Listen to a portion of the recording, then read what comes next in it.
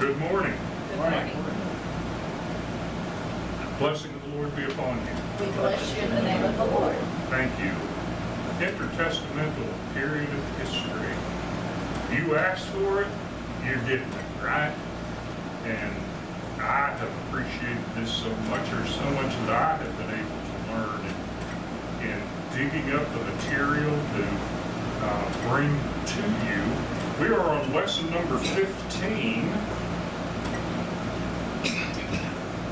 talking about the Persian, or let me just drop back here. The period of time when the eastern part of the Greek Empire ruled over the Judea area, the Seleucid kingdom.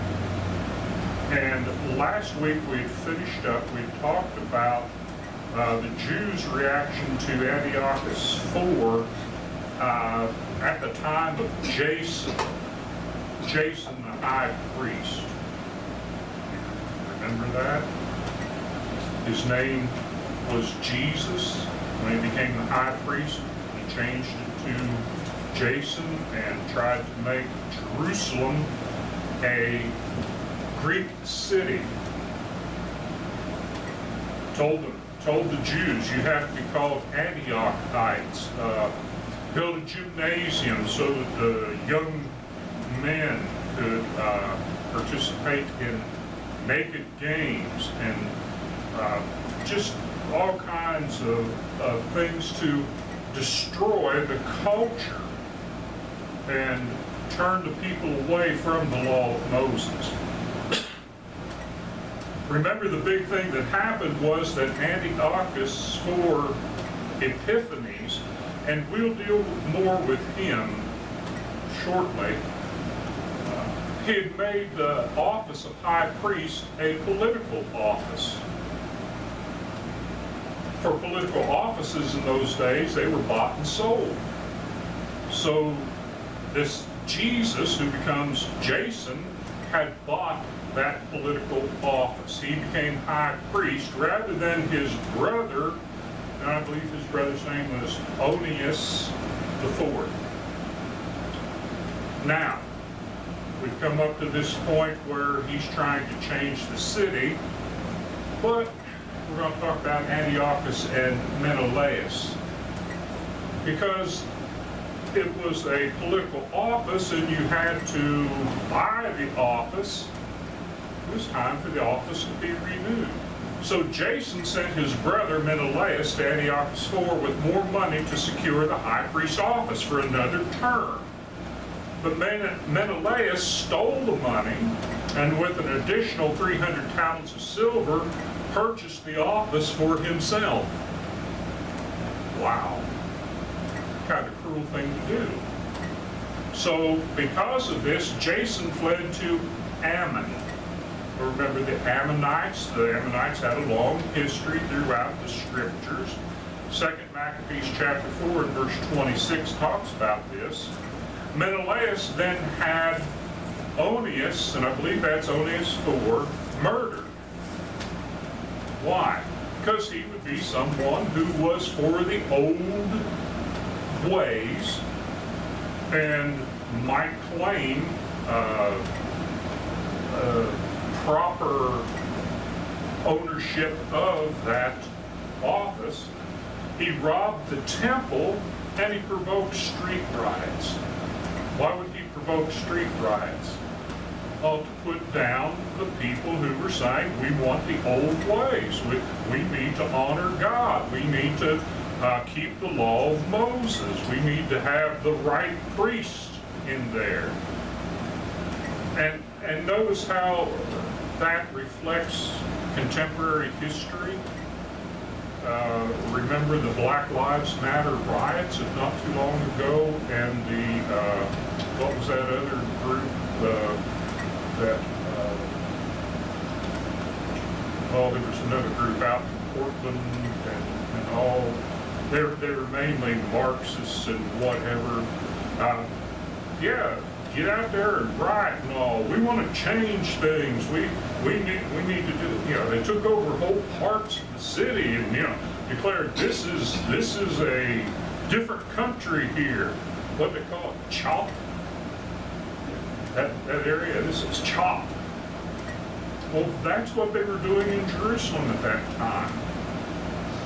On a false rumor that Antiochus IV, Epiphanes, had died, Jason, who's over in Ammon, then leads 1,000 men, mainly Ammonites, on a raid of Jerusalem.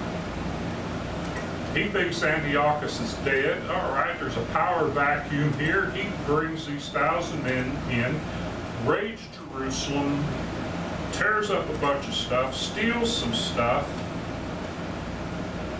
thinks he's going to come back in power. Well, at the same time, though, Antiochus is attempting to conquer Egypt.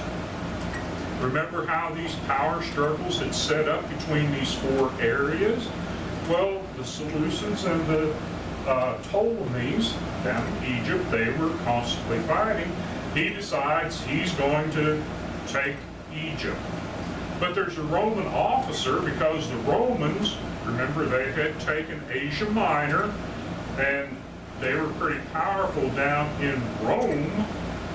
A Roman officer challenged him. And because of what had happened at Magnesia, and Magnesia, his father, Antiochus' father, had been beaten by the Romans, and because of that, he gave up. He didn't want to challenge the Romans. If he was just going to fight the Egyptians, yeah, he was going to try to conquer them. But if Rome was going to step in, forget about it. So he retreats. But because of the embarrassment of his retreat, he vents his anger on the Jews, on Jerusalem and Judea. And that's where we pick up with Antiochus Epiphanes. I mentioned this earlier. The maniac. See how mayonnaise, maniac, madman, this is what the Jews called him for what he brought on them because of his embarrassment of losing or giving up.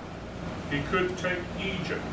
Antiochus, because of this, what he does, he comes back and he interprets Jason's raid as a rebellion and stormed the city. 2 Maccabees chapter 5, verse 11. Right?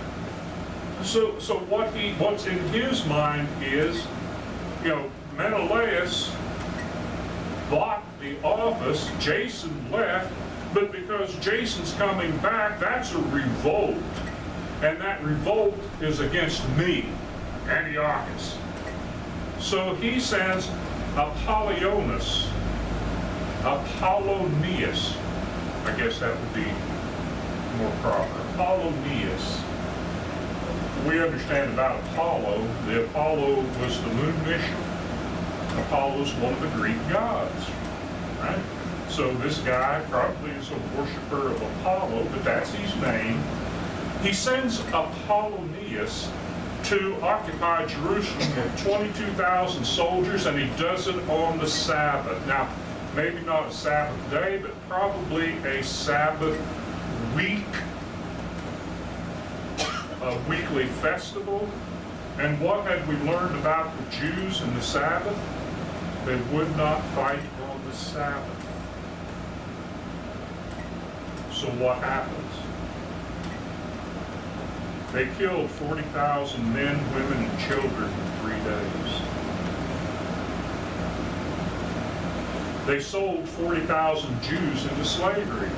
Well, that must have taken some time, right? 40,000 people. Now, this is where you have to understand the culture at that time. slave traders moved along with the armies, except for most of the Jewish armies. If you had like David going to war or Solomon going to war, they didn't allow slave traders to go with them. Why? Because the law of Moses forbid it. You didn't trade. You could take some enemy back as slaves, but you had to treat them differently, according to the law of Moses. But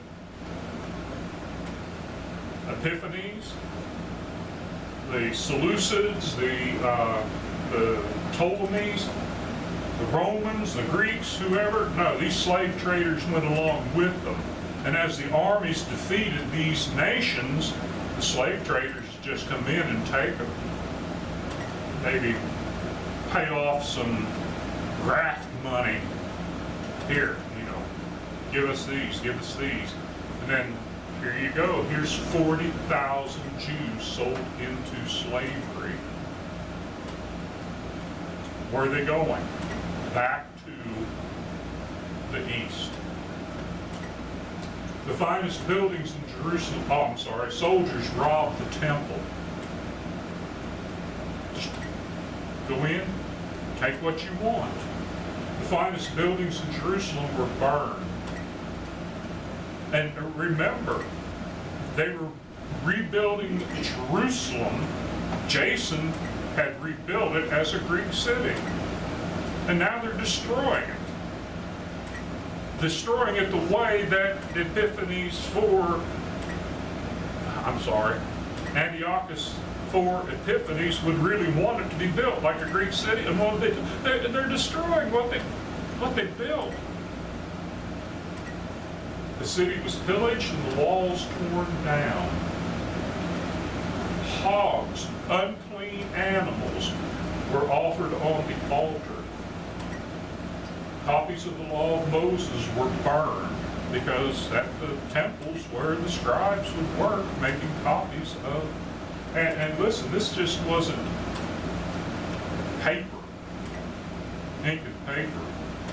We're talking about manuscripts and some of the finest artwork in the world producing these manuscripts, scrolls, rather, of the scriptures.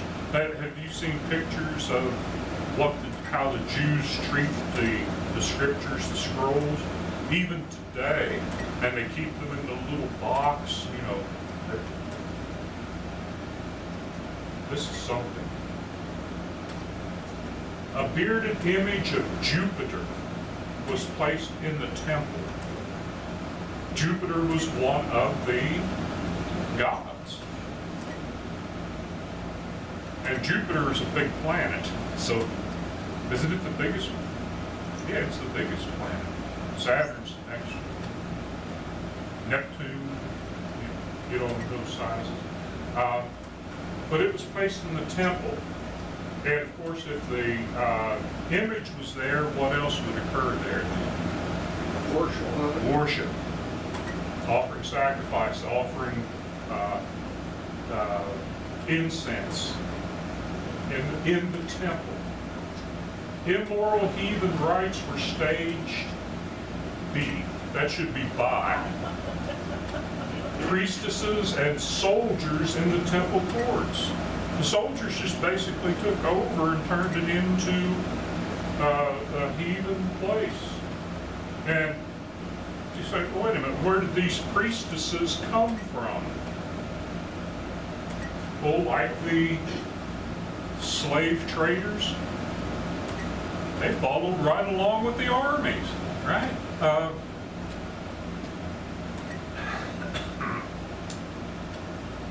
Washington's army,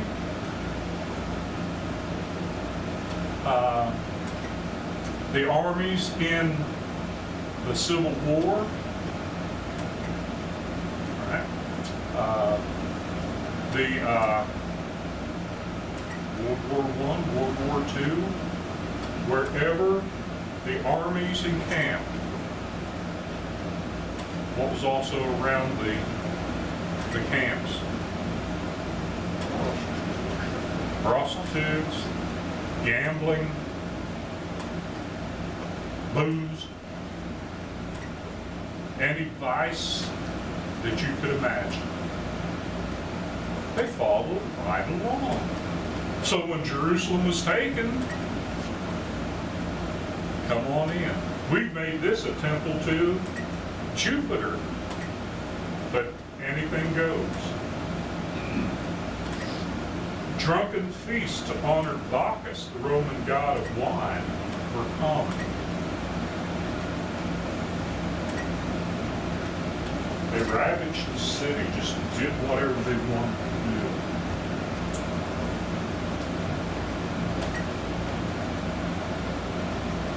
Can you imagine that? 40,000 men, women, and children killed in 3 days.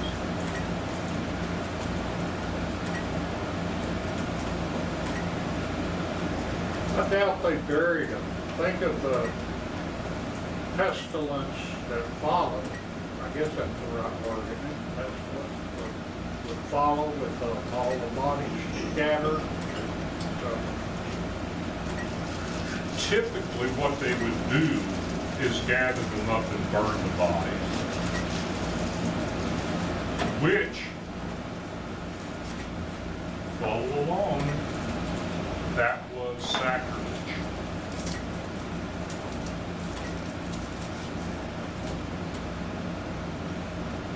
The burning of the bodies was always, in the Old Testament, considered sacrilege. It's one of the reasons I refuse to be, what's that word? Indoctrinated? No, Cremated. cremated, No, yeah. cremated. I don't have a burial plot and have all the details out. I've got life insurance, so yeah, people got to make their own choice. In the backyard. Hmm? Bury you in the backyard. Out in the cornfield's all right, but it's, just don't burn me up. If I go to hell, that'd be bad enough. That'd be God's choice there. Okay, so to try to completely obliterate the Jewish culture, Jews were forbidden to circumcise their sons.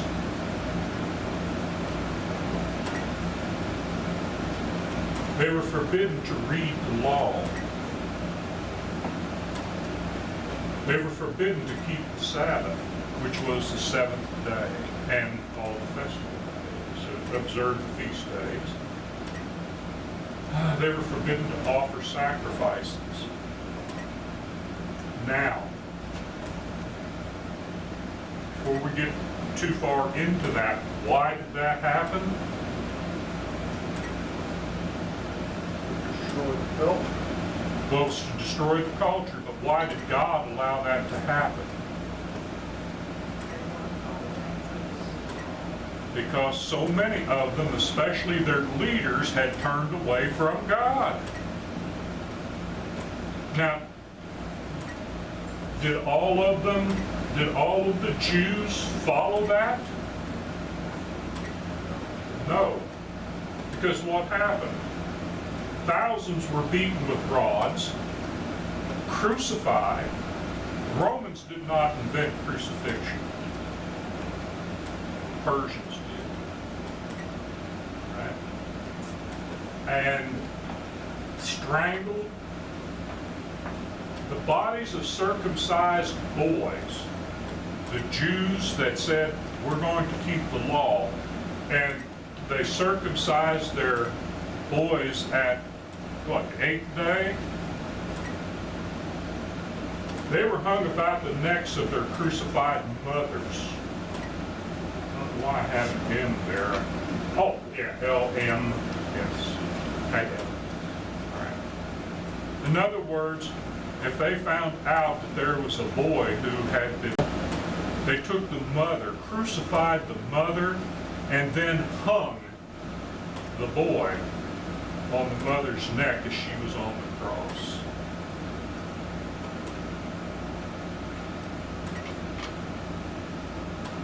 Some were beaten to death for refusing to eat pork or refusing to worship idols. Just put a pinch of incense on the altar and say, Jupiter is God. Or Antiochus is Epiphanes, God manifest, or whatever. Or like the Romans later, Caesar is Lord, or at least one of the gods. And if you're a monotheist, like the Jews, what are you going to do? You want to give up? Or are you going to stand fast in faith? Now, I don't agree with a lot of people around the world who call themselves Christian and don't follow the New Testament, but these things are happening to them too, in places. And it may happen here in the United States before too long. I mean, they're already putting Christians in jail, in prison, denying them rights, because they're madmen in power. But these things are all spoken of in Daniel chapter 8, verses 9 through 20. So when you say the bodies of the circumcised boys were hung, were they already dead? Boys? Probably not. But hung. They were maybe executed, but they're there and they're going. Because my thought was, okay, are they hanging while they're alive around their mother's necks while the To die. To die, you know? Yeah, I couldn't be certain on that.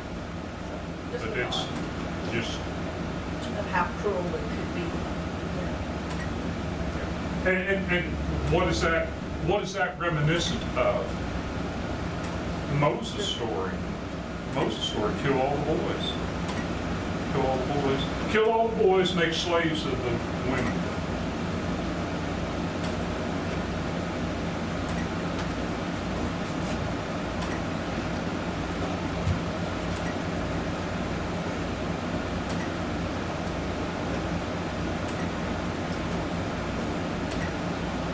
So briefly, as we end this section, those were why the Jews called him Antiochus IV Epiphanes, the maniac.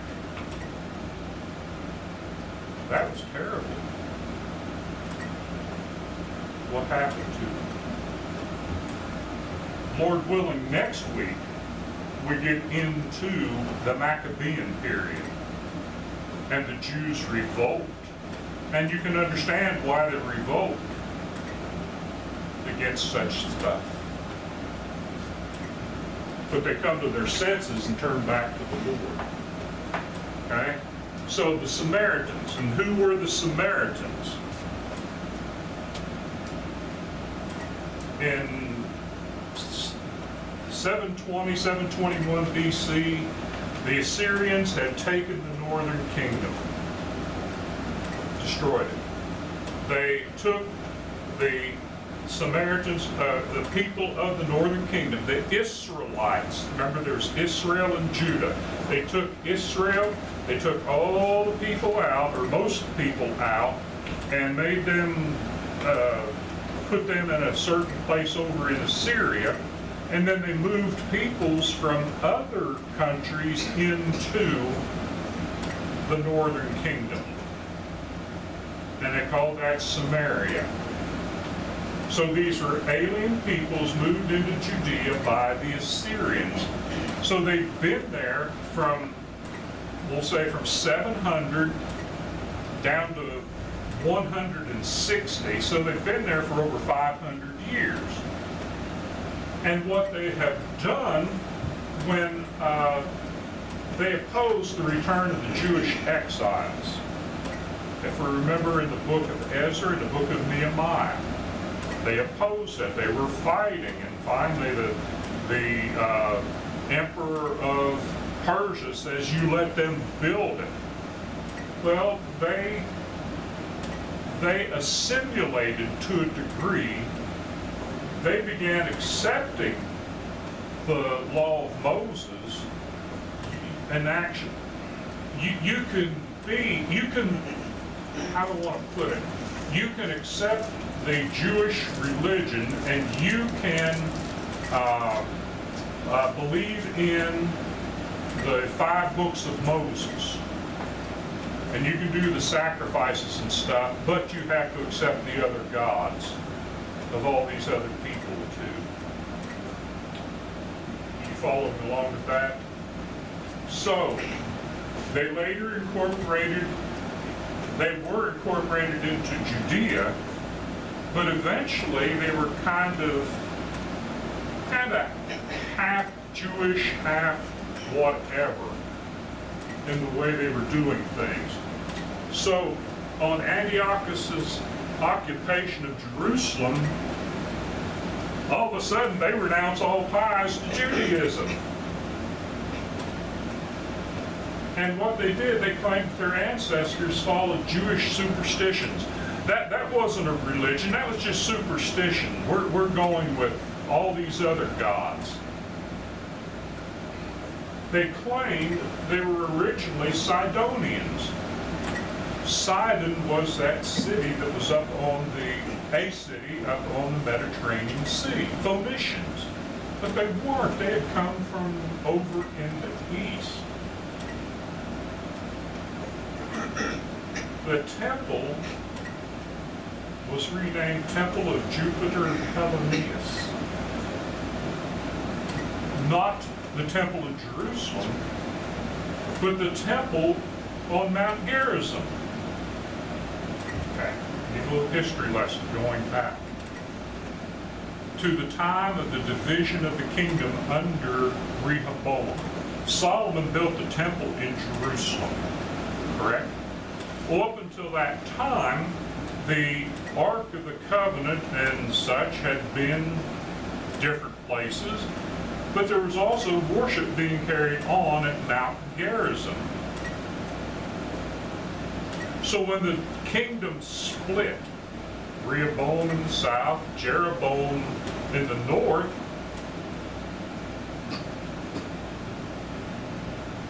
the 2 golden calves, one was placed at Bethel in the south, one was placed at Dan in the north, but eventually there was a temple built on Mount Gerizim for those people to worship. And they could go there and they could worship Yahweh. They didn't have to go down to Jerusalem to that temple to worship Yahweh. They could worship up there. So in that process of time, especially after the Persians said, Yahweh is a God too, this temple, this Mount Gerizim, this temple became a temple for Yahweh. But now with Antiochus, they say, we're done with the Jews, we're done with Yahweh, this is for Jupiter, Hellenius. Following along? So in that,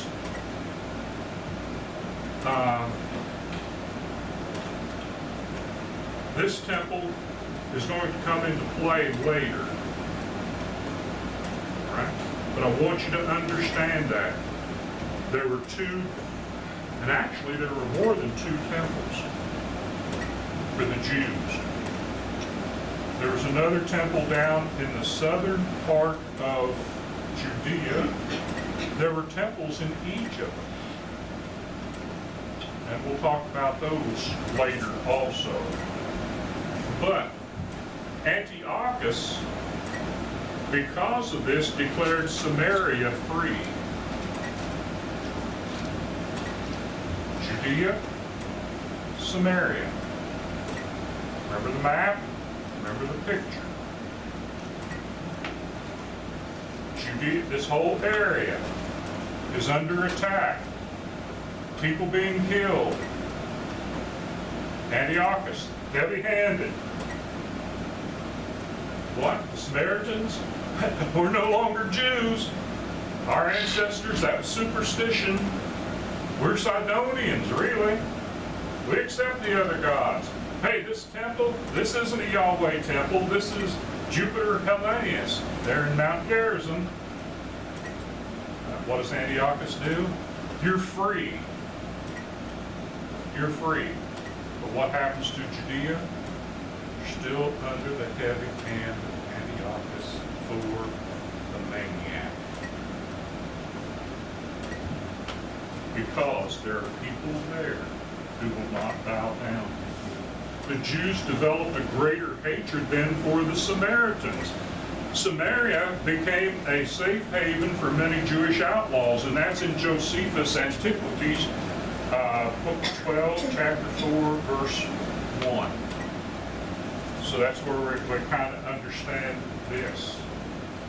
And that hatred continues on down to the time of Jesus, right?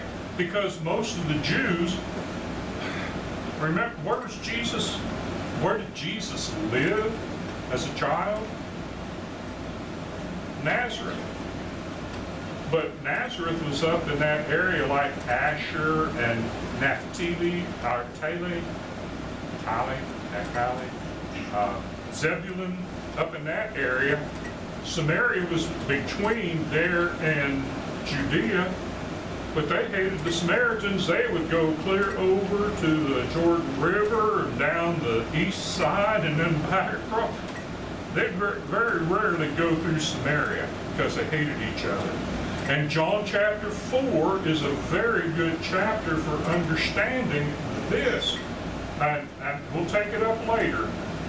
But what is this discussion between the woman and Jesus in John, the Samaritan woman and Jesus in John chapter 4? She says to Jesus, "You say in Jerusalem is the place to worship. Our fathers say that this mountain, Mount Gerizim, where this temple is the place to worship. Who can know?" What does Jesus tell her? We, the Jews, worship right. You're wrong. Still going on, almost 200 years later, after this, and that hatred is still there. All right. You know why we're going to stop there? Because we're going to start the Maccabean period next week. And that's really where you wanted to go to, wasn't it? To understand this. What did the Jews do? Is they returned to God to a large degree, and they finally stand up, and it's like the days of David and the days of the judges when they're doing right. Maybe even Moses and Joshua. But the whole story is when you do it like God says to do it, you've got success. And it's not necessarily a physical thing, but the relationship with God to get the blessings that come from. All right, do you have any questions on what we looked at today? Do you understand? I know we're going 40,000 altitude looking at this. But we can't spend a year or 2 years on this like we did the minor prophets. You know, with just a few name changes and maybe take out the 40,000 killed in slavery, but the premise that all this is based on is still going on today. History repeats itself. What did Solomon say in Ecclesiastes? There's nothing new under the sun.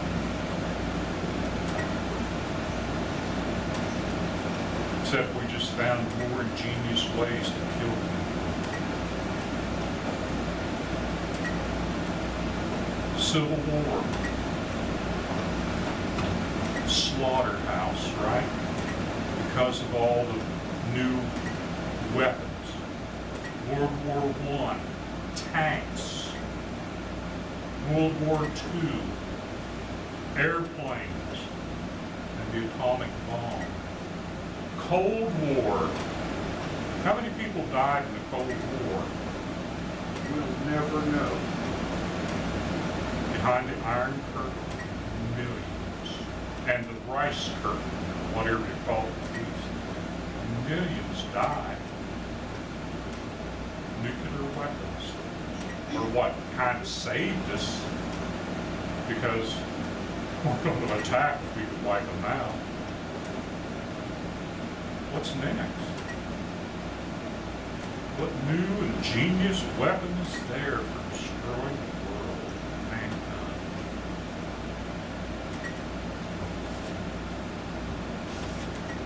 Keep praying, brothers and sisters.